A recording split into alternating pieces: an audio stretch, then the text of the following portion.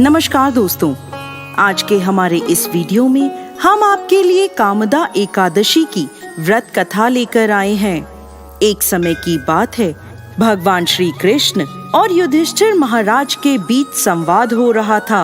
युधिष्ठिर महाराज ने भगवान श्री कृष्ण से कहा, हे केशव, मेरा प्रणाम स्वीकार करें और कृपा आप मुझे चैत्र मास के शुक्ल पक्ष में आने वाली एकादशी के विषय में बताएं। युधिष्ठिर महाराज की बात सुनकर भगवान श्री कृष्ण ने उत्तर दिया, प्रिय युधिष्ठिर महाराज, चैत्र मास के शुक्ल पक्ष में आने वाली इस एकादशी को कामदा एकादशी कहते हैं। इस व्रत का पालन करने से समस्त पाप नष्ट हो जाते हैं और व्रत का पालन करने वालों को पुत्र रत्न की प्राप्ति होती है। इस प्रकार भगवान श्री कृष्ण ने कामदा एकादशी की व्रत कथा कहना प्रारंभ किया। अनेक वर्षों पूर्व रत्नपुर नामक गंधर्वों और किन्नरों के राज्य में उनके राजा पुंडरीक निवास करते थे। गंधर्वों और किन्नरों के इस राज्य में सुख समृद्धि और प्रसन्नता का वास था। इस राज्य में एक श्रेष्ठ अप्सरा ललिता अपने पति गंधर्व ललित के साथ रहती थी। वह दोनों सदा एक दूसरे के प्रेम में लीन रहते थे। एक दिन ललित राजा पुंडरीक की सभा में नृत्य और गायन प्रस्तुत कर रहा था, परंतु उसके साथ उसकी प्रिय पत्नी ललिता नहीं थी। नाचते और गाते समय उसे ललिता की याद आ गई और उसके पैरों की गति धीमी हो गई। उसकी जीभ लड़खड़ाने लगी। तब सभा में उपस्थित नागराजों में श्रेष्ठ करकोटक नाम के एक नाग को ललित के मन का संताप ज्ञात हो गया।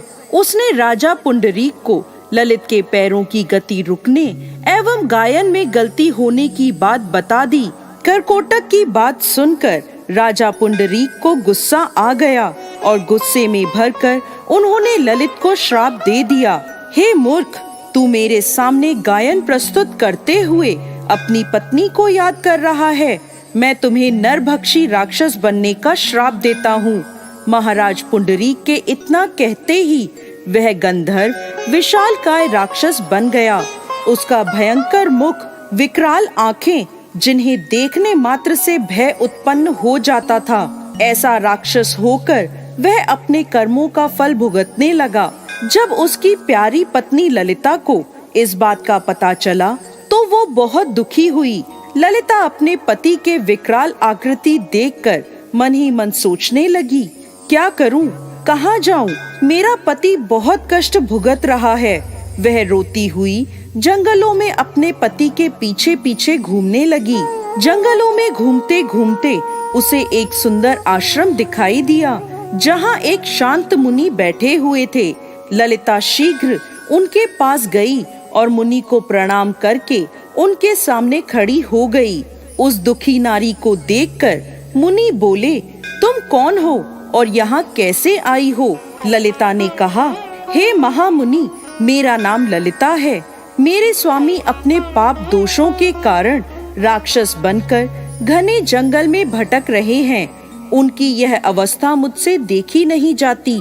आप मुझे कोई ऐसा उपाय बताएं जिसके प्रभाव से मेरे पति को राक्षस योनि से छुटकारा मिल जाए।